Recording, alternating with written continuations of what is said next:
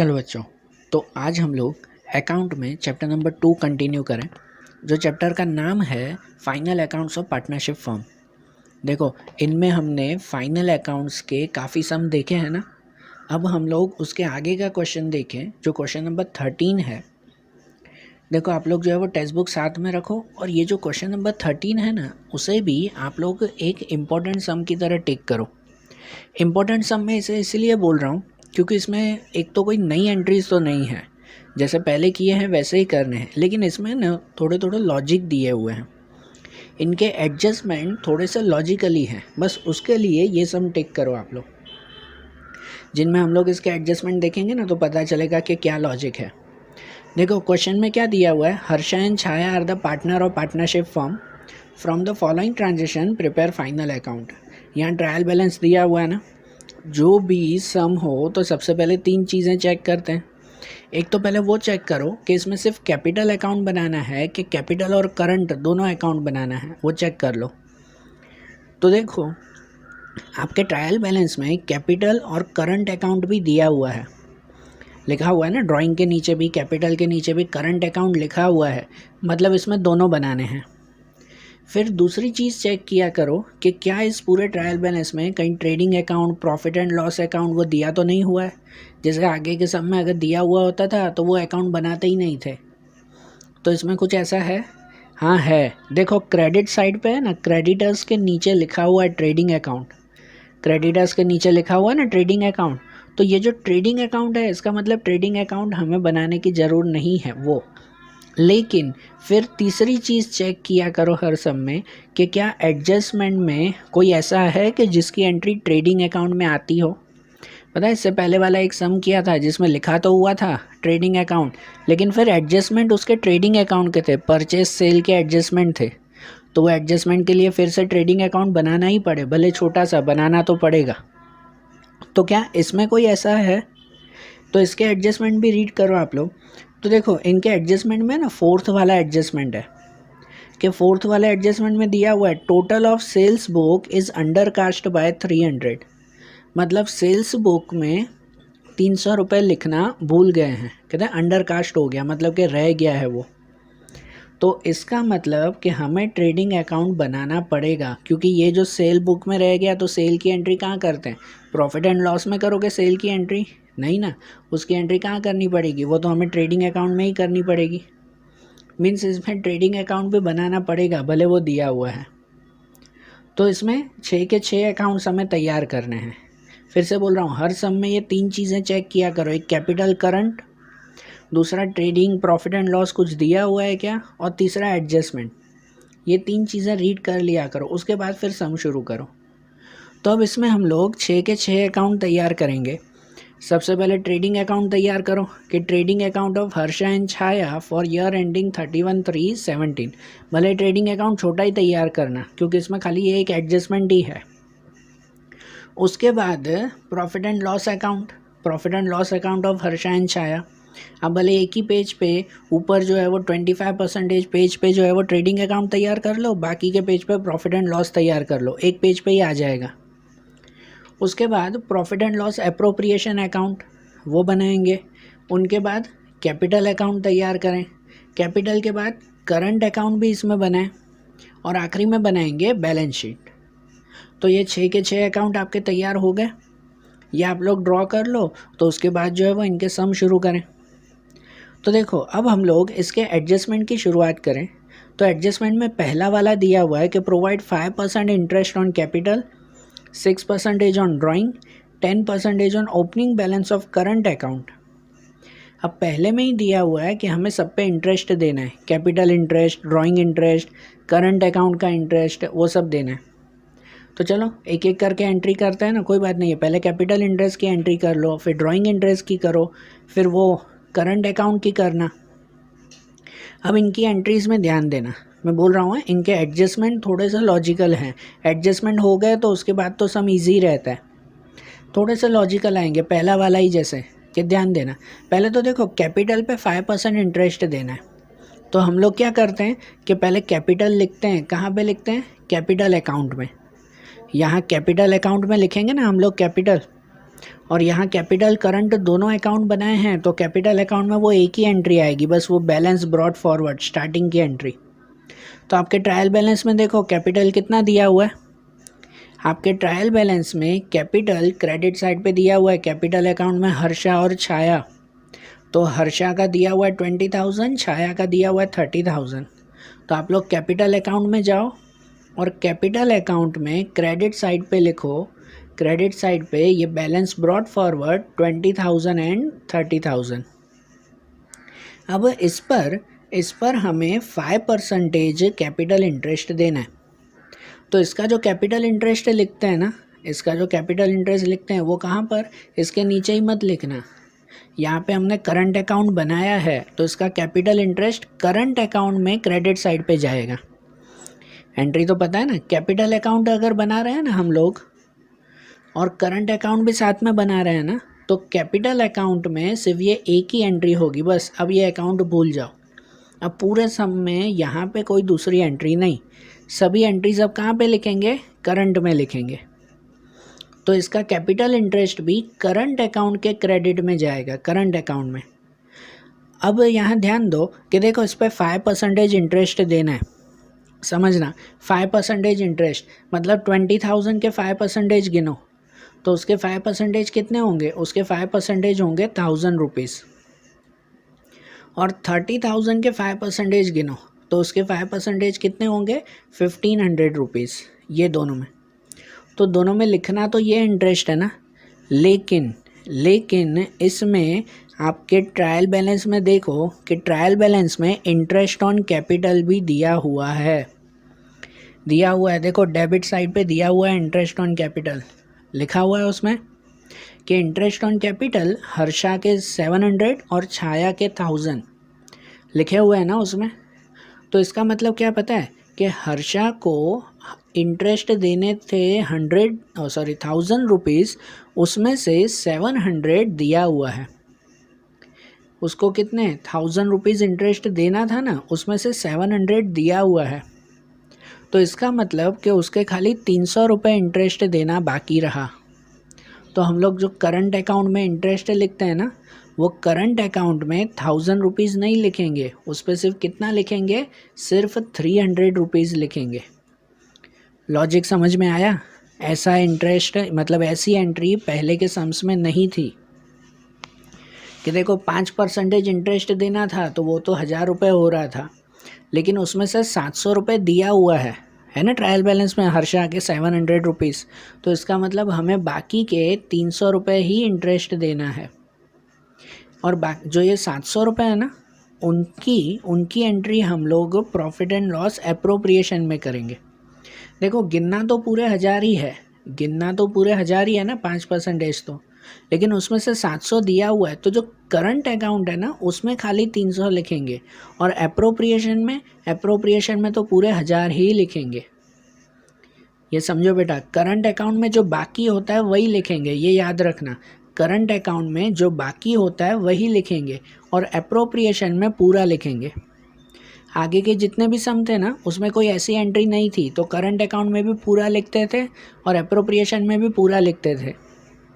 अब ये याद रखो कि जब ऐसी एंट्री दी गई हो ना, तो करंट अकाउंट में जो बाकी हो वही लिखेंगे और एप्रोप्रिएशन में हम लोग पूरा का पूरा लिखेंगे। समझ आ रही है बात? तो इसका मतलब कि इस 1,000 में से हम लोग करंट अकाउंट में एंट्री करेंगे सिर्फ 300 की, ओके। और ये जो 1,500 है ना छाया का, तो उसमें भी दिया हुआ है इंटरेस्ट ऑन कैपिटल। छाया का कितना दिया हुआ है, 1,000 रुपीज़ दिया हुआ है। उस 1,000 मतलब कि इस 1,500 में से 1,000 रुपये दे दिया है, तो इसका करंट अकाउंट में सिर्फ कितना लिखेंगे, सिर्फ 500 रुपये लिखेंगे। तो करंट अकाउंट में हम लोग सिर्फ और सिर्फ ये 500 रुपये की ही एंट्री करेंगे, बराबर है ना। तो देखो अब इनकी जो एंट्री करें ना, तो करंट अकाउंट के क्रेडिट में जाएंगे, करंट अकाउंट के क्रेडिट में उसमें इंटरेस्ट ऑन कैपिटल यहाँ क्रेडिट साइड पे लिखेंगे। हर्षा में 300 रुपये, 1,000 में से 700 रुपये दे दिए थे, तो बाकी 300 रुपये। और छाया में 500 रुपये, उसमें 1,500 में से 1,000 रुपये दे दिए थे, तो बाकी 500 रुपये। ऐसी हुई ना एंट्री। और ये भी एडजस्टमेंट है, तो इसकी भी दूसरी एंट्री चाहिए ना। तो इसकी दूसरी एंट्री कहाँ करेंगे, उसकी दूसरी एंट्री जाएगी एप्रोप्रिएशन में। पार्टनर्स की कोई भी एंट्री होती है तो वो कहाँ जाती है, एप्रोप्रिएशन में जाती है। तो हम लोग अब एप्रोप्रिएशन में इसकी दूसरी एंट्री करेंगे, और वहाँ कैसे करेंगे ये ध्यान देना। एक तो यहाँ करंट अकाउंट के क्रेडिट में लिखा है ना, तो हम लोग एप्रोप्रिएशन के डेबिट में लिखेंगे। तो एप्रोप्रिएशन अकाउंट में जाते हैं और उसके डेबिट में लिखेंगे। देखो ये एंट्री कैसे लिखनी है कि इंटरेस्ट ऑन कैपिटल डेबिट में, फिर हर्षा में, मैंने शॉर्ट में ये एच लिखा है, मीन्स हर्षा में लिखेंगे 700 प्लस 300 टोटल 1000। देखो अब ये ध्यान दो कि प्रॉफिट एंड लॉस एप्रोप्रिएशन में उसमें तो हमें पूरी 1000 रुपए की एंट्री करनी थी ना, है कि नहीं, कि 5% इंटरेस्ट देना था, तो यहाँ तो 1000 रुपए पूरा ही ना। जिसको ब्रैकेट में लिखेंगे कि ये जो 700 रुपए हैं वो पहले ही दे दिए थे, उसकी एंट्री, और 300 रुपए जो बाकी है उसकी एंट्री, मतलब पूरा इंटरेस्ट हुआ उसका 1000। और वैसे ही छाया में भी, कि छाया में भी 1000 प्लस 500 1500 करेंगे। इसमें कि 1000 रुपीज पहले ही दे दिए थे, 500 अभी दिए, तो टोटल अमाउंट हो गई 1500 की। तो देखो ये एंट्रीज में हमेशा याद रखो कि जब भी इसमें इंटरेस्ट दिया हो ना, और पूरी टेक्स्ट बुक में ये एक ही सम ऐसा है कि जिसमें ऐसी एंट्रीज हैं कि अगर इसमें ये इंटरेस्ट दिया हुआ है तो आपको जो बाकी हो वो करंट अकाउंट में लिखेंगे, और एप्रोप्रिएशन में पूरी की पूरी अमाउंट लिखेंगे। जो बाकी हो वो करंट अकाउंट में, और एप्रोप्रिएशन में पूरी अमाउंट, ये याद रखना। तो देखो ये कैपिटल इंटरेस्ट हो गया ना। अब देंगे हम लोग क्या, ड्राइंग इंटरेस्ट। अब ड्राइंग पे कितना इंटरेस्ट देना है, 6% इंटरेस्ट देना है हमें। तो ड्राइंग्स वो ट्रायल बैलेंस में दिया हुआ है, तो ट्रायल बैलेंस में देखो ड्राइंग लिखी गई है पहले ही कि हर्षा और छाया में, हर्षा में 5000, छाया में 10000। तो ये ड्राइंग सबसे पहले कहाँ लिखते हैं, वो लिखते हैं करंट अकाउंट में, डेबिट साइड, करंट में। अब कैपिटल में कुछ नहीं करना है, तो करंट अकाउंट के डेबिट में पहले लिखेंगे, उसके डेबिट में लिखेंगे ड्राइंग्स ये 5000 एंड 10000, और इस पर 6% इंटरेस्ट देना है, तो उसका ड्राइंग इंटरेस्ट भी कहाँ लिखेंगे, वो ड्राइंग इंटरेस्ट भी यही लिखेंगे, इसके नीचे, उसके नीचे ही लिखेंगे ना। पहले देखो उसकी काउंटिंग कर लो कि 6% तो देना है इस 5000 पे, लेकिन कितने महीने का। आपके देखो ड्राइंग में ना ब्रैकेट में मंथ भी दिए हुए हैं। जैसे हर्षा में लिखा हुआ 1-10-16, मतलब 1-10 से 31-3 तक, आखिरी दिन तक गिनो ना, तो इसका मतलब इसमें 6 महीने होते हैं। तो ये हर्षा पे ये 5000 के, इस 5000 पर 6% इंटरेस्ट गिनो, मल्टीप्लाई 6%, और 6 महीने का, 6 महीने का मतलब करेंगे मल्टीप्लाई 6/12। तो काउंटिंग करो कितना आएगा उस पे। तो इसका इंटरेस्ट आएगा ड्राइंग पे 150 रुपीज, ठीक है ना, हर्षा का 150 रुपीज इंटरेस्ट। वैसे ही छाया पर भी 6% गिनना है, तो उसकी अमाउंट दी गई है 10,000 रुपीज। उस 10,000 पर भी पहले मल्टीप्लाई 6% करेंगे कैलकुलेटर में, और इसमें कितने मंथ दिए हुए हैं। तो देखो छाया में दिया हुआ 1-1-17, 1-1 का मतलब होता है कि उसमें 3 महीने होंगे। पहले मंथ से, जनवरी से गिनना है, तो जनवरी, फरवरी, मार्च, मार्च एंडिंग होती है ना इसकी, तो इसका मतलब इस पे 3 महीने का ही गिनना है, तो उसको करेंगे मल्टीप्लाई 3/12, ठीक है। या हैंड राइटिंग भले ऐसे हो, आप कैलकुलेशन ध्यान देना। तो 10,000 मल्टीप्लाई 6% मल्टीप्लाई 3/12, तो उसका इंटरेस्ट भी 150 होगा। कैलकुलेशन करना कि इसका इंटरेस्ट भी 150, मतलब दोनों को है ना 150 रुपए इंटरेस्ट देना है।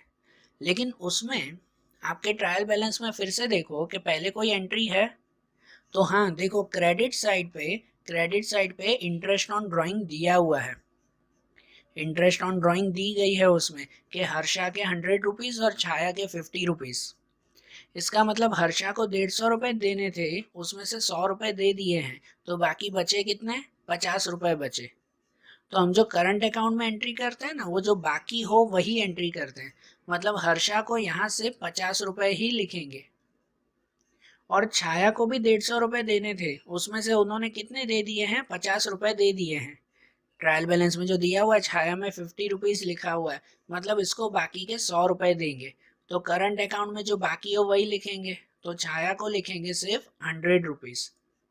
और इसकी जो दूसरी एंट्री करेंगे ना हम लोग अप्रोप्रिएशन में, तो अप्रोप्रिएशन में पूरे 150 रुपए ही लिखेंगे, उसमें पूरी एंट्री, करंट अकाउंट में जो बाकी हो वो एंट्री।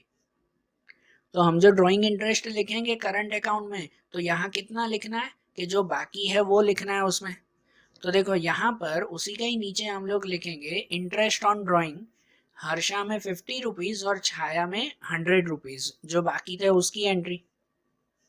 और इनकी दूसरी एंट्री कहाँ पे, अप्रोप्रिएशन में। तो ये डेबिट में लिखाना इंटरेस्ट ऑन ड्राइंग, तो अप्रोप्रिएशन के क्रेडिट में जाएगा। तो प्रॉफिट एंड लॉस अप्रोप्रिएशन के क्रेडिट में जाए, वहां पे लिखें इंटरेस्ट ऑन ड्राइंग। देखो इसमें भी ऐसे लिखेंगे कि हर्षा, ये शॉर्ट में लिखा है एच, के हर्षा उसमें 100 प्लस 50, 100 रुपए दे दिए थे, 50 रुपए बाकी थे, तो टोटल इंटरेस्ट तो 150 का ही ना। प्लस छाया में भी 50 प्लस 100, 50 दे दिया था और 100 बाकी था, टोटल 150 इंटरेस्ट, तो बाहर कितना आएगा 300। एकदम है समझ में, ये भी एंट्री हो गई ना। और उसके बाद पहले में ही तीसरी एंट्री क्या है कि 10% on opening balance of current account. Current account का जो ओपनिंग बैलेंस है ना उस पर 10% इंटरेस्ट देना है। तो देखो करंट अकाउंट का बैलेंस दिया हुआ है, हाँ दिया हुआ है, आपके ट्रायल बैलेंस में देखो डेबिट में है ना, करंट अकाउंट हर्षा का दिया हुआ है 6000, और उसी के ही सामने क्रेडिट में करंट अकाउंट छाया का दिया हुआ है 4000। एक का इंटरेस्ट डेबिट में है, एक का इंटरेस्ट क्रेडिट में है, तो हम लोग करंट अकाउंट में वैसे ही लिखेंगे ना। तो सबसे पहले तो ये ओपनिंग बैलेंस लिख दें, तो करंट अकाउंट में जाते हैं और करंट अकाउंट में डेबिट क्रेडिट दोनों में, ये ओपनिंग बैलेंस है तो ऊपर लिखेंगे कि यहाँ पर डेबिट में बैलेंस ब्रॉट फॉरवर्ड हर्षा में लिखेंगे 6000, हर्षा के 6000 डेबिट में है ना, छाया में कुछ भी नहीं। और क्रेडिट में भी लिखेंगे बैलेंस ब्रॉट फॉरवर्ड, और छाया में लिखेंगे 4000, हर्षा में कुछ नहीं लिखना है। ऐसे ये दो एंट्रीज हो जाएगी ना, बरोबर ना। और इस पर इंटरेस्ट देना है, तो इसका इंटरेस्ट भी यहीं पे ही लिखेंगे ना, कि डेबिट है ना, ये डेबिट में जो लिखा ना तो उसका इंटरेस्ट डेबिट में ही लिखेंगे, और जो क्रेडिट में एंट्री की ना तो उसका इंटरेस्ट क्रेडिट में ही लिखेंगे। इस पे कितना इंटरेस्ट देना है, तो इस पे इंटरेस्ट हमें 10% देना है।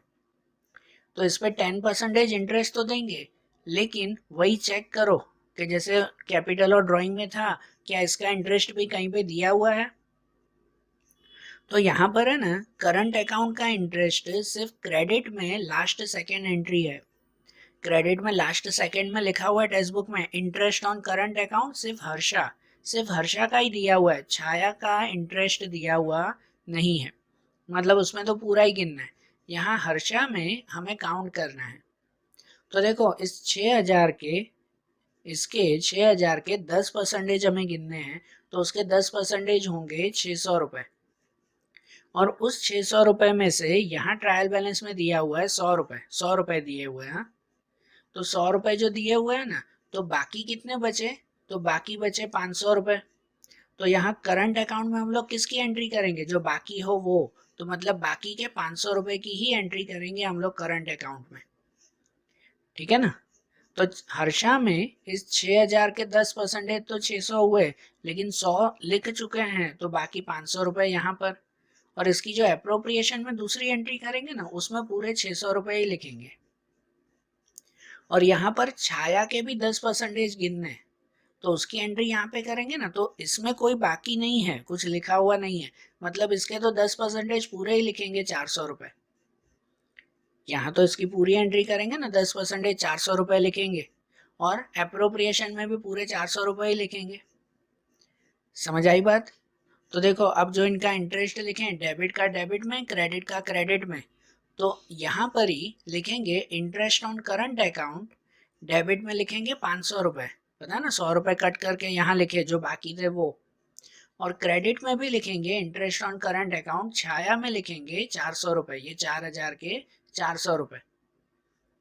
समझ आई बात। अब इनकी दूसरी एंट्री करनी है ना, अब दूसरी एंट्री में ध्यान देना बेटा कि ये जो डेबिट में लिखा हमने हर्षा का, तो इसकी एंट्री अप्रोप्रिएशन के क्रेडिट में जाएगी, और ये जो क्रेडिट में लिखा हमने करंट अकाउंट, उसकी एंट्री अप्रोप्रिएशन के डेबिट में जाएगी। तो हम लोग अब अप्रोप्रिएशन में एंट्री करें कि अप्रोप्रिएशन में डेबिट में लिखेंगे इंटरेस्ट ऑन करंट अकाउंट, ये छाया का, बराबर ना। सी मैंने लिखा है कि ये छाया के लिए कितना लिखेंगे 400 पूरा ही, और यहाँ क्रेडिट में लिखेंगे interest on current account Harsha के लिए, उसमें 500 प्लस 100, 500 जो बाकी था वो और 100 रुपीज पहले ही दिया हुआ था, टोटल इंटरेस्ट कितना 600। ठीक है, ये पहला एडजस्टमेंट हुआ ना। इसमें एक ये नई चीज सीखी कि जब भी इंटरेस्ट कोई बाकी हो तो बाकी इंटरेस्ट करंट अकाउंट में लिखेंगे और प्रॉफिट एंड लॉस अप्रोप्रिएशन में पूरा इंटरेस्ट लिखेंगे। ठीक है, अब दूसरी एंट्री करें, मतलब कि दूसरा एडजस्टमेंट, उसमें है कि provide 10% depreciation on machine, machine पे 10% डेप्रिसिएशन देना है। तो ये तो सिंपल है कि हम लोग जो है वो मशीनरी ट्रायल बैलेंस में ढूंढे कितनी दी गई है, उसमें मशीनरी दी गई है 40,000 रुपीज़। तो मशीनरी कहाँ लिखते हैं, बैलेंस शीट में एसेट्स में। तो बैलेंस शीट के एसेट्स में जाते हैं कि एसेट्स में यहाँ पे लिखेंगे मशीनरी, अंदर लिखेंगे 40,000 और उस पर डेप्रिसिएशन कितना गिनना है, एडजस्टमेंट में दिया हुआ है 10%। तो मतलब उस पर माइनस डेप्रिसिएशन 4,000 का करेंगे, 10% मतलब ये 4,000, तो बाहर कितना बचेगा 36,000 बचा ये, बराबर। और ये डेप्रिसिएशन की दूसरी एंट्री चाहिए ना, ये एडजस्टमेंट है, इसकी दूसरी एंट्री कहाँ जाएगी, प्रॉफिट एंड लॉस अकाउंट में, अप्रोप्रिएशन में नहीं, अब प्रॉफिट एंड लॉस में, उसमें डेबिट साइड पे ये लॉस है हमारा। तो प्रॉफिट एंड लॉस के डेबिट में जाएंगे और वहां पे लिखेंगे डेप्रिसिएशन ऑन मशीनरी 4,000 रुपीज। ठीक है, प्रॉफिट एंड लॉस के डेबिट में डेप्रिसिएशन ऑन मशीनरी 4,000 की एंट्री, ये दूसरा एडजस्टमेंट हो गया। अब तीसरा एडजस्टमेंट है कि monthly salary of Chhaya is ₹500। क्या दिया हुआ है कि छाया की मंथली सैलरी 500 रुपीज है, ऐसा दिया हुआ है। अब क्या, इसमें तो खाली दिया हुआ है कि महीने की पगार 500 रुपये, तो क्या उसको देना बाकी है कि भाई उसको एडवांस में दे चुके हैं कि क्या है, वो तो कुछ लिखा ही नहीं हुआ है।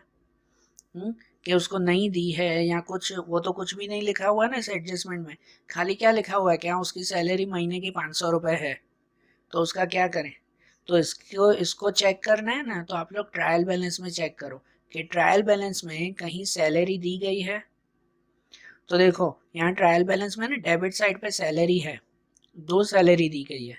एक सैलरी में लिखा हुआ है मंथली 1000 और दूसरे में दिया हुआ है सैलरी ऑफ छाया। तो अभी हमें सैलरी ऑफ छाया ही देखनी है, क्योंकि एडजस्टमेंट में उसी का ही है ना। ये जो सैलरी ऑफ छाया दिया हुआ है ना, ये पार्टनर की सैलरी हुई, और जो ऊपर सैलरी लिखी गई है ना मंथली 1000, वो पार्टनर की नहीं है, वो जनरल सैलरी है। ठीक है, तो यहाँ पर हम लोग ये सैलरी ऑफ छाया देखें तो आपके ट्रायल बैलेंस में उसकी अमाउंट कितनी है, 5500 है, 5500। और आपको एडजस्टमेंट में क्या दिया हुआ है कि मंथली सैलरी 500 है, तो महीने की 500 रुपये, तो पूरे साल की उसकी सैलरी कितनी हुई। अगर महीने की 500 रुपये हुई ना, तो पूरे साल की 6,000 हुई, 500 मल्टीप्लाई 12 6,000 हुई। लेकिन ट्रायल बैलेंस में 5500 दी गई है, तो इसका मतलब कि 500 रुपये की सैलरी देना बाकी है। 6,000 देनी थी और इसको 5,500 रुपये दी है, तो मतलब 500 रुपये की सैलरी देना बाकी है। तो ये आउटस्टैंडिंग सैलरी हुई उस पार्टनर की।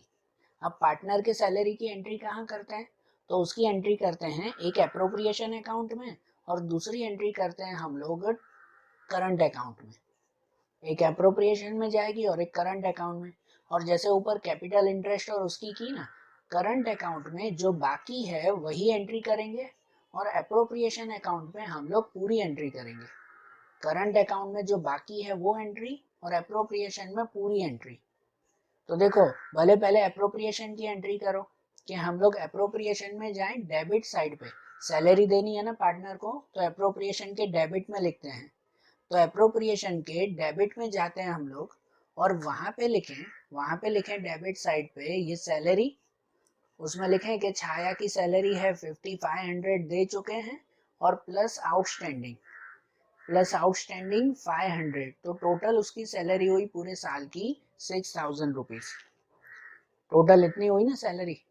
अब इसकी जो दूसरी एंट्री हमें करनी है ना, कहाँ पे, करंट अकाउंट में। तो करंट अकाउंट में जो बाकी हो वही लिखते हैं। तो कितनी, 500 रुपए की सैलरी बाकी है, वही लिखेंगे हम लोग। तो इसकी दूसरी एंट्री करंट अकाउंट के क्रेडिट में, इसमें डेबिट में लिखा, तो करंट अकाउंट के क्रेडिट में जाते हैं और वहां सिर्फ लिखेंगे आउटस्टैंडिंग सैलरी जो बाकी है, कितना, 500 रुपीज। ठीक है, ये भी हो गया उसमें। अब दूसरा के नंबर 4 दिया हुआ है कि total of sales book is undercast by 300, कि total of sales book is undercast by 300, कि सेल्स बुक में 300 रुपीज कम लिख दिए हैं हमने। ठीक है, सेल बुक में 300 रुपए कम। कैसे, वो महीने के एंड में सेल्स बुक का हम लोग टोटल करते हैं ना, तो उसमें 300 रुपए का कम टोटल कर दिया, तो क्या करेंगे, उसमें 300 रुपए प्लस कर देंगे ना। तो यहाँ पे ट्रायल बैलेंस में ऊपर टेक्स्ट बुक में कहीं सेल्स अकाउंट दिया हुआ है क्या, कहीं पर भी सेल्स अकाउंट नहीं है। तो हम लोग क्या करेंगे, बस नॉर्मली सेल्स लिख दो ना। कहाँ लिखते हैं सेल्स, ट्रेडिंग अकाउंट में लिखते हैं, ट्रेडिंग अकाउंट में क्रेडिट साइड पे। तो हम लोग ट्रेडिंग अकाउंट में जाते हैं और उसके क्रेडिट साइड में सिर्फ लिख देंगे अंडर कास्ट सेल्स, है ना। अंडर कास्ट सेल्स मतलब जो सेल्स कम हो चुकी थी उतनी, कितनी, तो सिर्फ 300 रुपए। अब यहाँ ध्यान दो बेटा, अब यहाँ पर एक नई चीज है कि इसकी दूसरी एंट्री हम लोग कहाँ पर करेंगे, इनकी दूसरी एंट्री कहाँ जाएगी। जनरली सेल्स में कुछ भी एंट्री होती है ना, तो उसका दूसरा इफेक्ट जाता है डेप्टर्स पे। कहाँ जाता है, डेप्टर्स में। तो यहाँ जैसे अंडर कास्ट सेल्स है तो उसको डेप्टर्स में प्लस करेंगे, बरोबर ना। लेकिन जनरली पता है डेप्टर में जो प्लस होता है वो अंडर कास्ट नहीं, अनरिकॉर्डेड सेल्स होता है। सेल्स लिखना ही भूल गए तो वो डेप्टर में प्लस होती है। लेकिन कि यहाँ पर जो है, यहाँ पर तो अंडर कास्ट, कैसे, वो सेल्स का हम लोग टोटल करते हैं ना सेल्स बुक का, तो उस बुक का जब टोटल करते हैं तो आखिरी में ये टोटल में 300 रुपए की मिस्टेक आई है, तो इसकी एंट्री डेप्टर्स में नहीं होगी। वैसे आप देखो डेप्टर में प्लस करो तो भी ठीक है, आपके सम का आखिरी का टोटल बैठ ही जाएगा, गलत नहीं आएगा। लेकिन एक्चुअली रूल वाइज इसकी एंट्री डेप्टर में नहीं होती, बरोबर। आप कर दोगे तो चल जाएगा, लेकिन करने की जरूरत नहीं है। तो इसकी दूसरी भी और कोई जगह पे एंट्री नहीं होती है, सेल्स की दूसरी एंट्री कहीं नहीं होती, तो इसको कहाँ करेंगे हम लोग। तो बताएं, इसकी दूसरी एंट्री है ना, एडजस्ट हो जाएगी आपके ट्रायल बैलेंस में, आखिरी में एक चीज दी गई है उसमें।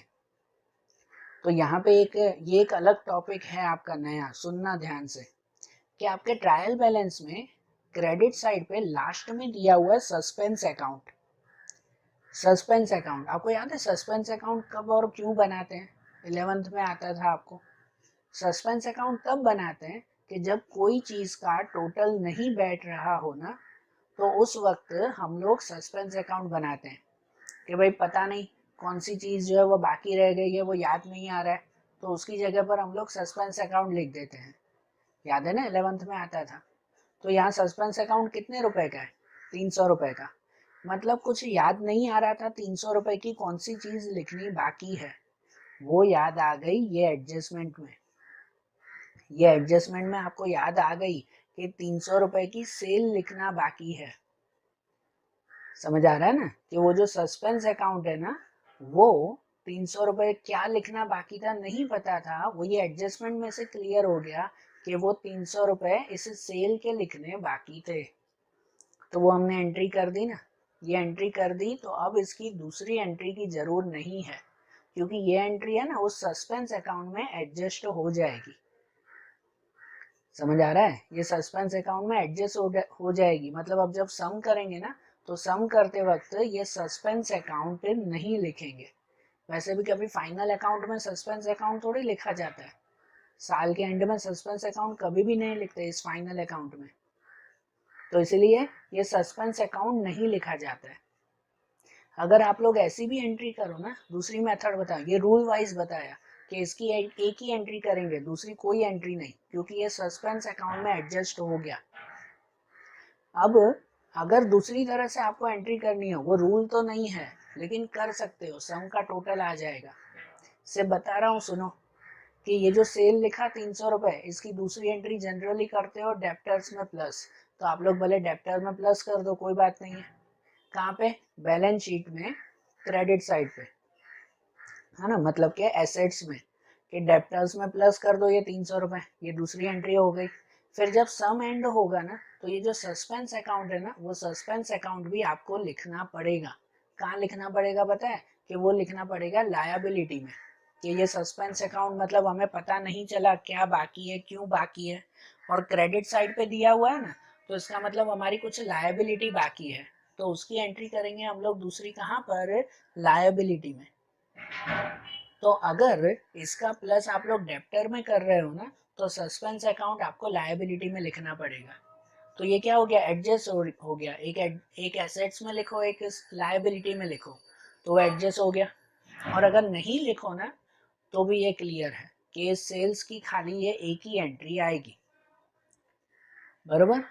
तो ये ध्यान रखो, इजीली रूल वाइज यही ध्यान रखो कि सिर्फ इस सम में ये सेल की यही एंट्री आएगी, सिर्फ 300 रुपए, बाकी का अकाउंट वो सस्पेंस में एडजस्टमेंट हो गया, बरोबर। अब दूसरा देखें, नंबर 5 का एडजस्टमेंट, उसमें दिया हुआ है 1700 are to be transfer to general reserve. 1700 general reserve में ट्रांसफर करने हैं। अब जनरल रिजर्व में कोई भी तरह की रिजर्व होना, ये भी एक नोट याद रखो, मैंने सम चैप्टर के स्टार्टिंग में तो बताया था, फिर से याद करो। कोई भी रिजर्व होना तो उसकी दो एंट्री आती है, एक प्रॉफिट एंड लॉस के डेबिट में और एक लायबिलिटी में। लायबिलिटी में तो फिक्स आती ही आती है क्योंकि रिजर्व हमारी लायबिलिटी हुई, और दूसरी एंट्री कहाँ होती है? प्रॉफिट एंड लॉस के डेबिट में। लेकिन सिर्फ जनरल रिजर्व ही है, दूसरी कोई भी रिजर्व हो ना, capital reserve, bad debt reserve, other reserve, कोई भी, सभी एंट्री प्रॉफिट एंड लॉस में होती है। लेकिन सिर्फ जनरल रिजर्व वो प्रॉफिट एंड लॉस एप्रोप्रिएशन में लिखते हैं। चैप्टर के स्टार्टिंग में मैंने आपको बोला था कि सिर्फ जनरल रिजर्व ही ऐसी रिजर्व है कि जिसे प्रॉफिट एंड लॉस एप्रोप्रिएशन में लिखा जाता है। तो इसलिए ये जो 1700 रुपए हमें जनरल रिजर्व रखनी है ना, वो कहाँ रखेंगे? प्रॉफिट एंड लॉस के एप्रोप्रिएशन में, उसमें डेबिट साइड। तो प्रॉफिट एंड लॉस एप्रोप्रिएशन में डेबिट साइड पे लिखेंगे जनरल रिजर्व 1700 रुपीज, और इसकी दूसरी एंट्री कहाँ? इसकी दूसरी एंट्री लायबिलिटी में। ध्यान दो, यहाँ जनरल रिजर्व की जगह पर और कोई रिजर्व होती ना, तो प्रॉफिट एंड लॉस एप्रोप्रिएशन में नहीं लिखते, उसको सिर्फ और सिर्फ प्रॉफिट एंड लॉस में लिखते हैं हम लोग, ठीक है। तो इसकी दूसरी एंट्री जाएगी अब लायबिलिटी में। तो बैलेंस शीट में लायबिलिटी पे लिखे हैं ऊपर कुछ गैप छोड़ के कि जनरल रिजर्व 1700 रुपीज हो गई। अब ये पांचों एडजस्टमेंट की एंट्री। अब हम लोग ऊपर लाइन वाइज एंट्री करते जाए। तो देखो, डेबिट बैलेंस में अब जो जो एंट्री करनी है ना, वो ध्यान देना। उसमें ड्राइंग की एंट्री हो गई, करंट अकाउंट हो गया, इंटरेस्ट ऑन कैपिटल हो गया, मशीनरी, तो मशीनरी भी हो गया, उस पर 10% डेप्रिसिएशन दिया था ना। अब इंटरेस्ट ऑन लोन, अब ये एंट्री। अब इसमें भी थोड़ा लॉजिक ध्यान दो कि लोन का इंटरेस्ट है, तो लोन का इंटरेस्ट है यहाँ पे दिया हुआ 200 रुपए।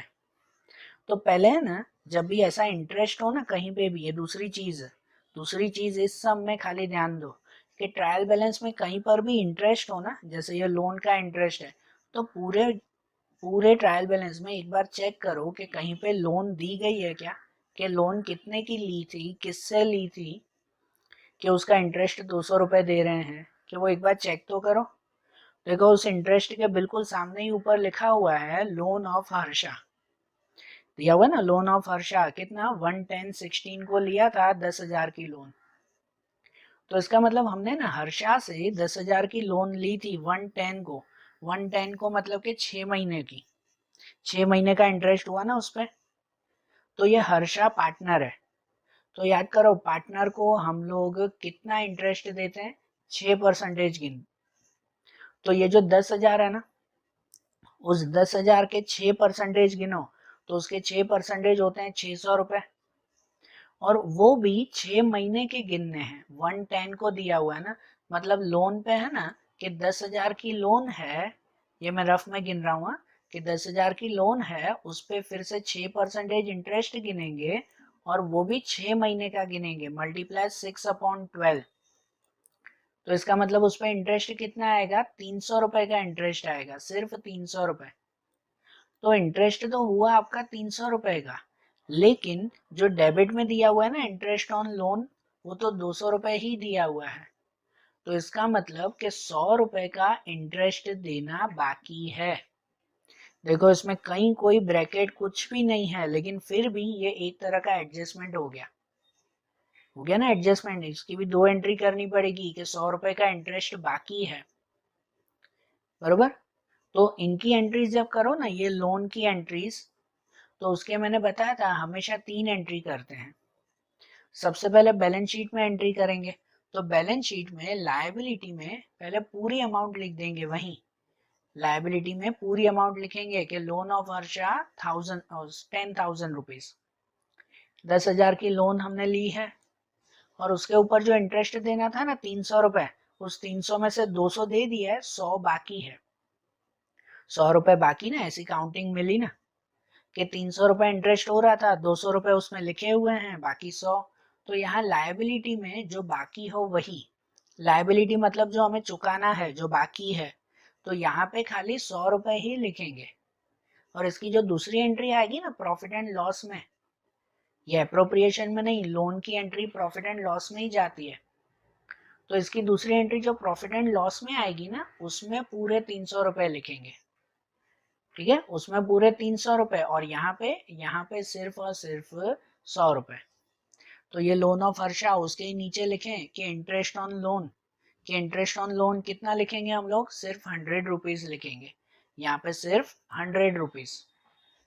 और इसकी दूसरी एंट्री प्रॉफिट एंड लॉस में, प्रॉफिट एंड लॉस में डेबिट साइड पे लिखेंगे हम लोग, ये भी खर्चा है ना, तो डेबिट पे लिखेंगे इंटरेस्ट ऑन लोन ब्रैकेट में 200 प्लस 100, 200 रुपए दे चुके हैं, 100 रुपए बाकी हैं, टोटल इंटरेस्ट 300 रुपीज। समझ आ गई ये भी बात, ठीक है ना। कैसा ये लॉजिकली है ना, मैंने बोला ना ये सब इंपॉर्टेंट इसलिए टिक करना क्योंकि ये थोड़ा लॉजिकली है और कुछ नहीं। और पूरे चैप्टर में यहीं पे ही खाली ऐसा लॉजिक दिया हुआ है, सिर्फ इसी सम में।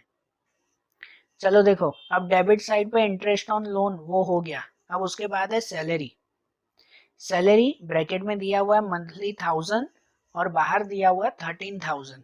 तो ये जो ब्रैकेट दिया हुआ है ना, तो ये भी एक तरह का एडजस्टमेंट हो गया, ठीक है ना। ये भी एक तरह का एडजस्टमेंट है, ब्रैकेट दिया हुआ है मतलब वो हिडन एडजस्टमेंट है कि यहाँ सैलरी में मंथली 1000 है, महीने की 1000 रुपए सैलरी, तो पूरे साल की कितनी सैलरी हुई, पूरे साल की 12,000 हुई। लेकिन यहाँ कितनी दी गई है, 13,000 दी गई है। हमें सैलरी देनी थी 12,000, लेकिन हमने दे दी 13,000। तो इसका मतलब ये प्रीपेड सैलरी है। प्रीपेड सैलरी, एडवांस में सैलरी दे देते हैं ना वो, कि प्रीपेड सैलरी कितनी, 1000 रुपए की, 1000 रुपए की प्रीपेड सैलरी एडवांस में दे चुके हैं। तो ये जो 1000 रुपए एडवांस में दिए ना, उसे उसे हम लोग जो है वो माइनस करते हैं सैलरी में से। और सैलरी कहाँ लिखते हैं, सैलरी यही प्रॉफिट एंड लॉस में ही ना, ये जो इंटरेस्ट ऑन लोन लिखा उसी के ही नीचे लिखेंगे, उसी के ही नीचे लिखेंगे कि सैलरी, सैलरी यहाँ लिखेंगे 13,000 और उसमें से माइनस प्रीपेड 1000, 1000 रुपए प्रीपेड एडवांस में दे दी है, बाकी साल की सैलरी तो 12,000 ही हुई, ठीक है ना। 13,000 माइनस 1000 प्रीपेड में करेंगे हम लोग। और ये जो प्रीपेड हुआ उसकी दूसरी एंट्री चाहिए ना, उसकी दूसरी एंट्री कहाँ जाएगी, वो जाएगी बैलेंस शीट में, बैलेंस शीट में एसेट्स में। प्रॉफिट एंड लॉस में तो ये हो गई, तो दूसरी एंट्री बैलेंस शीट में कोई भी प्रीपेड एक्सपेंस हो तो वो हमारी एसेट्स कहलाती है, तो उसे बैलेंस शीट में एसेट्स में लिखें। तो हम लोग बैलेंस शीट में जाएंगे और एसेट्स में लिखेंगे ये प्रीपेड सैलरी 1000 रुपीज की, ठीक है। सैलरी भी हो गया। अब वहीं देखो डेबिट साइड में, देखो इसके अंदर भी सब एडजस्टमेंट दिए हुए हैं ऐसे कि सैलरी हो गया, उसके बाद सैलरी ऑफ छाया वो भी कर दिया था हमने। फिर डेप्टर है, तो डेप्टर्स की नॉर्मल एंट्री कर दें। डेप्टर्स कहाँ लिखते हैं, बैलेंस शीट में ही ना, यही एसेट्स में ही लिखते हैं डेप्टर्स को। तो ये प्रीपेड सैलरी के नीचे ही लिखेंगे हम लोग, क्या लिखेंगे, डेप्टर्स, तो उसके नीचे ही ये डेप्टर्स 15,000। उसके बाद रिसीवेबल रेंट, तो यहाँ रिसीवेबल रेंट, रिसीवेबल मतलब मिलना बाकी है, मिला नहीं है अभी तक, मिलना बाकी है, रिसीवेबल रेंट। तो ये रिसीवेबल रेंट भी हमारी क्या कहलाई, एसेट्स कहलाई, तो वो भी यही लिखेंगे डेप्टर्स के नीचे। तो ये जो डेप्टर्स लिखा उसी के ही साथ फिर लिखेंगे रिसीवेबल रेंट 2000 रुपीज, बरोबर। अब उसके बाद है बेड डेप। बेड डेप की एंट्री कहाँ करते हैं, तो बेड डेप की एंट्री होती है हमारी प्रॉफिट एंड लॉस अकाउंट में। वो एंट्री कहाँ करते हैं, प्रॉफिट एंड लॉस में करते हैं। प्रॉफिट एंड लॉस में डेबिट साइड पे। देखो आगे के सम में तो हमने बेड डेप का पूरा वो टेबल बनाया था, bad debt new, bad debt old, ऐसा पूरा। लेकिन यहाँ ऐसा कुछ है ही नहीं। यहाँ डेप्टर्स के ऊपर कुछ एडजस्टमेंट आया क्या, कोई एडजस्टमेंट नहीं है ना, तो बेड डेप पे भी कोई एडजस्टमेंट नहीं होगा। तो ये बेड डेप नॉर्मली लिखेंगे, कहाँ लिखेंगे, प्रॉफिट एंड लॉस के डेबिट में। तो हम लोग प्रॉफिट एंड लॉस में जाएं और उसके डेबिट में लिखें ये बेड डेप कितनी, 1300 की। फिर उसके बाद की एंट्री स्टॉक ऑफ गुड्स 31,317। ये जो ब्रैकेट में दिया हुआ है इसका मतलब ये क्लोजिंग स्टॉक हुआ। देखो स्टॉक में जो ब्रैकेट में दिया हुआ होता है ना वो एडजस्टमेंट नहीं होता। इस स्टॉक के अलावा किसी में भी अगर कुछ ब्रैकेट में दिया हुआ है ना तो वो एडजस्टमेंट हुआ, उसकी 2 एंट्री करते हैं, इसकी एंट्री नहीं। तो स्टॉक ऑफ गुड वो क्लोजिंग स्टॉक, और क्लोजिंग स्टॉक अकेला कहाँ लिखते हैं, बैलेंस शीट में। बैलेंस शीट में एसेट्स में। तो अब हम लोग बैलेंस शीट में जाएं और बैलेंस शीट के एसेट्स में लिखें ये क्लोजिंग स्टॉक 10,000 रुपीज, वहां लिखा जाएगा ना। उसके बाद नीचे है prepaid insurance, sorry insurance premium, sorry insurance premium, जिसमें बाहर तो 2000 लिखा हुआ है लेकिन अंदर लिखा हुआ है कि out of which 1200 is for year ending on 31, sorry 36/17। अब यहाँ क्या है वो यहाँ ध्यान दो। देखो इंश्योरेंस प्रीमियम होता है ना, समझना, अब ये पूरी थियरी एक समझना बेटा है छोटी सी बात के लिए। और ये एडजस्टमेंट भी आगे के 3-4 सम में आएगा, यही सेम इंश्योरेंस प्रीमियम का। इंश्योरेंस प्रीमियम होता है ना, तो उस इंश्योरेंस प्रीमियम में जनरली एक है ना डेट फिक्स होती है। फिर भले वो साल की गिनो, 3-3 महीने की गिनो, 6-6 महीने की गिनो। आप लोग अगर घर पे अपना किसी ने कोई इंश्योरेंस लिया हो आप लोगों के घर पे, तो आपको ध्यान होगा कि उसमें ना एक डेट फिक्स होती है कि आपको हर साल इसी तारीख को इंश्योरेंस भरना है या इस महीने में इंश्योरेंस भरना है। ऐसा होता है ना, डेट और अमाउंट फिक्स होती है। फिर कोई कोई क्या होता है पता है, कोई कोई कभी एडवांस में दे देते हैं, कोई कोई कभी बाकी रखते हैं कि चलो भाई अगले साल साथ में भरेंगे, या कोई आधे भरते हैं। ठीक है, ऐसा है। तो यहाँ क्या एडजस्टमेंट है पता है, कि इंश्योरेंस प्रीमियम बाहर तो 2000 लिखा हुआ है। बाहर तो इंश्योरेंस प्रीमियम कितना लिखा हुआ है, 2000, ये मैं रफ में कर रहा हूँ। ये 2000 में कुछ बाकी होगा, कुछ एडवांस में दे दिया होगा या कुछ भी होगा, ये अमाउंट जो भी हो, हमें क्या अमाउंट ध्यान देनी है पता है, वो देनी है हमें ये ब्रैकेट में जो दिया हुआ है। ब्रैकेट में क्या लिखा हुआ है कि out of which 1200 is for the year ending on 36/17। इसकी डेट क्या है, इसकी डेट क्या है, वो डेट दी गई है 36/17। मतलब कि ये जो हम बैलेंस शीट बना रहे हैं ना उसके 3 महीने बाद, ये बैलेंस शीट तो हम 31/3 को बनाते हैं ना, इसकी डेट दी गई है 36, मतलब 3 महीने बाद की डेट। तो इसका जो इंश्योरेंस प्रीमियम हर साल भरना होगा ना इसको, ये जो हर्षा और छाया हैं इनको जो इंश्योरेंस प्रीमियम भरना होगा वो हर साल है ना 36 को भरते हैं, और हर साल कितना भरते हैं, 1200 रुपए। ठीक है, कितना भरते हैं हर साल, 1200, मतलब इनको साल के 1200 रुपए भरने हैं। ये 2000 भले कोई भी हो, मैंने बताया ना इस 2000 में कुछ एडवांस होंगे, कुछ बाकी होंगे, क्या होंगे वो उनकी मर्जी। इनको हर साल 1200 रुपए भरने हैं, लिखा हुआ ईयर एंडिंग 36। तो वो अब कुछ भी हो उसमें भी, कि हम लोग बैलेंस शीट लिखते हैं 31/3 को, इसका साल खत्म होता है 36 को, मतलब कितने महीने का, 3 महीने का गैप हुआ। तो इसका मतलब कि इसमें इंश्योरेंस प्रीमियम 3 महीने का एडवांस में भरा हुआ है। शॉर्ट और सिंपल बात ये हुई कि यहाँ पर इंश्योरेंस प्रीमियम है ना 3 महीने का एडवांस में भरा हुआ है। कि ये खाली अब डेट देखो कि 31/3 के बाद 36, मतलब 3 महीने ज्यादा है ना। अगर 3 महीने पहले के होते ना तो हम लोग लिखते हैं कि 3 महीने का भरना बाकी है, लेकिन यहाँ पर 3 महीने बाद की डेट दी गई है, इसका मतलब हमने 3 महीने का एडवांस में इंश्योरेंस भरा हुआ है। तो 3 महीने का कितना इंश्योरेंस, ये 1200 रुपए? नहीं, 1200 नहीं, ये 1200 पूरे साल के हैं। तो पूरे साल के 1200 रुपए, तो 3 महीने का कितना इंटरेस्ट हुआ, ये पूरे साल के 1200 रुपए दिए हुए हैं आपको, उसमें 3 महीने का इंटरेस्ट कितना, तो उसमें 3 महीने का इंटरेस्ट गिनने के लिए उसको करते हैं मल्टीप्लाई 3/12।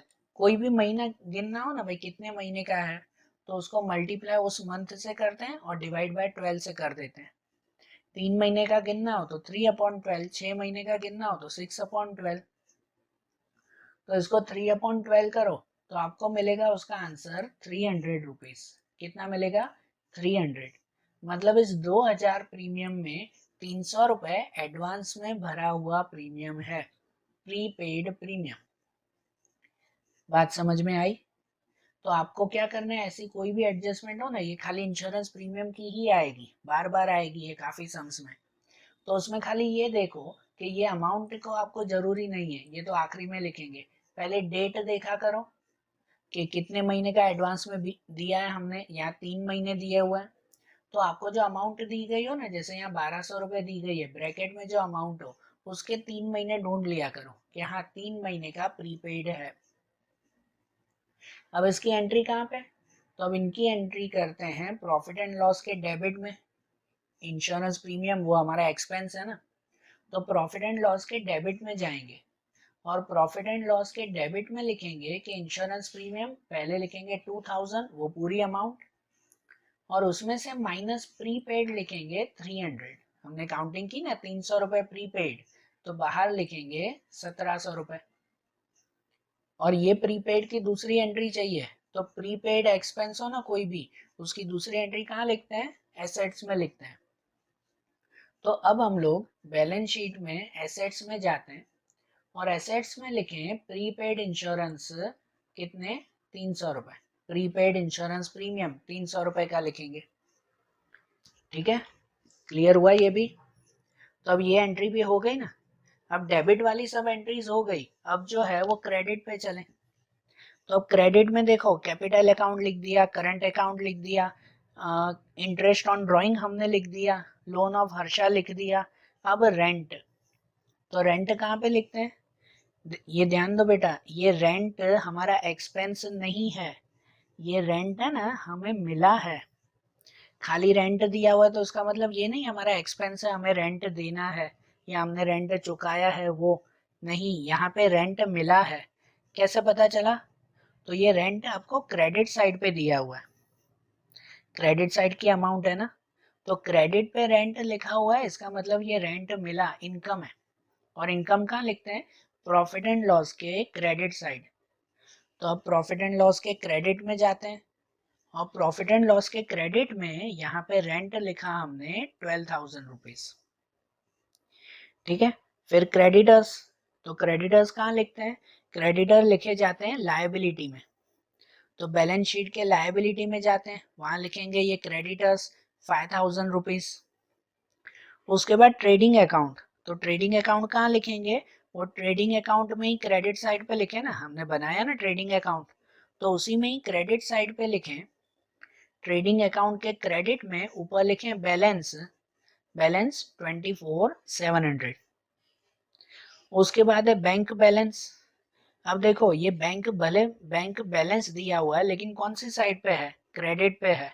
तो मैंने बैंक में आपको बोला था कि अगर बैंक बैलेंस क्रेडिट में हो ना तो इसका मतलब वो बैंक ओवरड्राफ्ट है, वो सच में बैलेंस नहीं है। अगर बैंक बैलेंस क्रेडिट में दिया हुआ है तो इसका मतलब वो ओवरड्राफ्ट कहलाया। तो ओवरड्राफ्ट लिखेंगे हम लोग लायबिलिटी में। तो बैलेंस शीट में लायबिलिटी में जाओ और लायबिलिटी में लिखो बैंक ओवरड्राफ्ट। बैंक ओवरड्राफ्ट कितना, 5,450 रुपीज। फिर इंटरेस्ट ऑन करंट अकाउंट ये तो लिख दिया था हमने, और सस्पेंस अकाउंट वो भी हमने क्लियर कर दिया था, वो सेल्स में क्लियर कर दिया ना, एडजस्ट कर दिया ना। मैंने सेल्स में आपको क्या बोला था पता है, कि अगर वो सेल्स आप इस डेप्टर में प्लस करते ना, समझो उस सेल्स की अगर दूसरी एंट्री करते, फिर से वही याद करवा रहा हूँ, तो वो डेप्टर में प्लस होता है, इस 15,000 में प्लस हो जाता, तो यहाँ 15,000 में प्लस 300 रुपये हो जाता ना। तो अगर यहाँ प्लस करते ना तो आपको आखिरी में ये सस्पेंस अकाउंट लिखना पड़ता। फिर सस्पेंस अकाउंट कहाँ लिखते हैं, तो वो यहाँ क्रेडिट में लिखते हैं, यहाँ लायबिलिटी में लिखते हैं 300 रुपये, ये सस्पेंस अकाउंट के यहाँ लिखते हैं सस्पेंस अकाउंट 300 रुपये। मतलब यहाँ पे भी 300 रुपये, यहाँ पे भी 300 रुपये, आपका टोटल तो नीचे बरोबर ही बैठता ना, आपका सम तो वैसे भी हो जाता ना, ठीक है ना। तो वो एंट्री दोनों तरह से होगी, ध्यान देना। अब सब एंट्रीज हो गई, तो अब करें क्लोजिंग। क्लोजिंग में सबसे पहले ट्रेडिंग अकाउंट क्लोज करें। तो ट्रेडिंग अकाउंट में तो यहीं पे ही खाली दो अमाउंट है, और तो पूरा खाली था, तो यहीं पे ही दो अमाउंट है, तो इन दोनों का प्लस ये 25,000, यहाँ पे भी वही लिखा 25, और यहाँ पे भी वही लिखा, क्योंकि कुछ माइनस करने के लिए है ही नहीं, तो यहाँ पे भी 25,000 वो हमारा ग्रॉस प्रॉफिट कहलाया। ये ग्रॉस प्रॉफिट कहाँ ले जाएंगे, तो उसको आगे ले जाएंगे प्रॉफिट एंड लॉस में। तो प्रॉफिट एंड लॉस के डेबिट में, प्रॉफिट एंड लॉस के सॉरी क्रेडिट में, यहाँ डेबिट में है ना, तो प्रॉफिट एंड लॉस के क्रेडिट में ऊपर लिखेंगे ग्रॉस प्रॉफिट 25,000। फिर एक बार चेक किया करो किसका टोटल ज्यादा है, एक ही साइड मत लिखा करो, तो यहाँ पे इसी का ही टोटल ज्यादा है, तो इस साइड का टोटल ज्यादा, तो पहले वो लिखेंगे 37, यहाँ पे भी वही लिखा 37, और उसमें से ये सभी अमाउंट माइनस करेंगे। ये सब अमाउंट माइनस करो तो नीचे ये बचेगा 17,700। ये जो अमाउंट बची ये क्या हुआ हमारा, ये हमारा नेट प्रॉफिट कहलाया, ये नेट प्रॉफिट, ठीक है। तो इसमें नेट प्रॉफिट करके लिखेंगे 17,700। अब ये नेट प्रॉफिट कहाँ ले जाएंगे, वो ले जाएंगे एप्रोप्रिएशन अकाउंट में, उसके क्रेडिट साइड। यहाँ इसके डेबिट में लिखा ना, तो हम लोग वहाँ क्रेडिट में लिखेंगे। तो एप्रोप्रिएशन के क्रेडिट में जाते हैं और क्रेडिट में ऊपर लिखेंगे नेट प्रॉफिट। ध्यान देना ये वर्ड्स थोड़े छोटे हो गए, पूरा बड़ा अकाउंट बन गया, तो ध्यान देना कि नेट प्रॉफिट यहाँ लिखेंगे 17,700, ये लिखा ना। तो अब टोटल करें, इसमें भी चेक करना किस साइड ज्यादा है, तो इसी साइड का ज्यादा है, पहले यही टोटल करेंगे। तो इसका टोटल आएगा ये 18,600, यहाँ पर भी वही लिखेंगे 18,600, और उसमें से ये अमाउंट माइनस करेंगे, ये ऊपर की चारों अमाउंट माइनस करो तो बचेगा क्या, 8,000 रुपीज। ये 8,000 वो हमारा डिविजिबल प्रॉफिट कहलाया। 8,000 के सामने क्या लिखेंगे, वहां लिखेंगे डिविजिबल प्रॉफिट, और इस डिविजिबल प्रॉफिट को दोनों में डिवाइड कर देंगे ना, नाम ही डिविजिबल तो दोनों में डिवाइड कर दें, हर्षा और छाया में। कौन से रेशियो में, तो आपके टेक्स्ट बुक में देखो कोई रेशियो दिया हुआ है क्या, इसके लिए कोई रेशियो नहीं दिया हुआ, तो इसका मतलब दोनों को आधा आधा दे देंगे, कोई रेशियो ना हो ना तो इक्वली बांट देंगे। तो 8,000 को इक्वली बांट दे हर्षा और छाया को, कितना 4,000। ये हो गया डिविजिबल प्रॉफिट।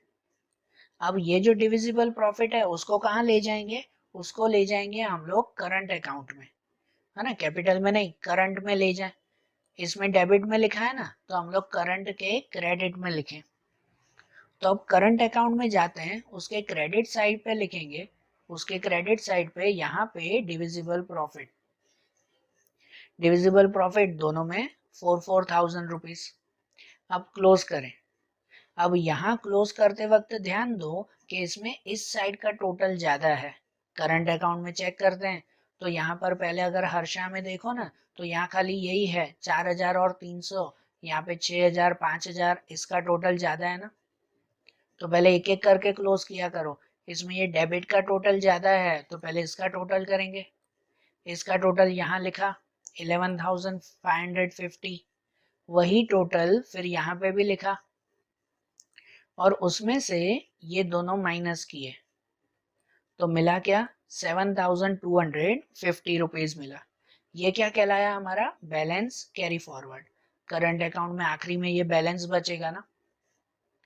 फिर छाया को क्लोज करें, तो उसमें भी इस साइड का ही टोटल ज्यादा है, तो इस साइड का टोटल ज्यादा है, तो पहले इसका टोटल करेंगे, कितना आएगा 10,100, उसमें से ये 10,100 माइनस करेंगे, सॉरी यहाँ पे भी पहले वही लिखें, सॉरी यही वही लिखें और ऊपर ये सब अमाउंट माइनस करेंगे। तो 10,100 में से ये सब अमाउंट माइनस करें तो बचेगा 700 रुपीज। कितना बचेगा? 700। ये बैलेंस कैरी फॉरवर्ड, और ये जो बैलेंस बचा ना दोनों का, उसे कहाँ ले जाएंगे? बैलेंस शीट में। और बैलेंस शीट में कहाँ लिखेंगे उसे? तो याद करो, मैंने करंट अकाउंट का एक रूल बताया था कि अगर डेबिट में कुछ बचे ना, अगर ये बैलेंस यहाँ पे बचता ना, तो हम लोग लायबिलिटी में ले जाते हैं उसे। कहाँ ले जाते हैं? लायबिलिटी में। लेकिन अगर बैलेंस यहाँ बच रहा है ना क्रेडिट में, तो उसे एसेट्स में ले जाएंगे। तो ये बैलेंस कहाँ ले जाएंगे? एसेट्स में। तो बैलेंस शीट में जाते हैं और बैलेंस शीट में एसेट साइड पे यहाँ आखिरी में लिखेंगे करंट अकाउंट। भले ऊपर लिखना हो, ऊपर स्पेस हो तो भले ऊपर लिखो, नहीं तो नीचे, कि ये करंट अकाउंट हर्षा में 7,250 और छाया में 700, तो टोटल 7,950।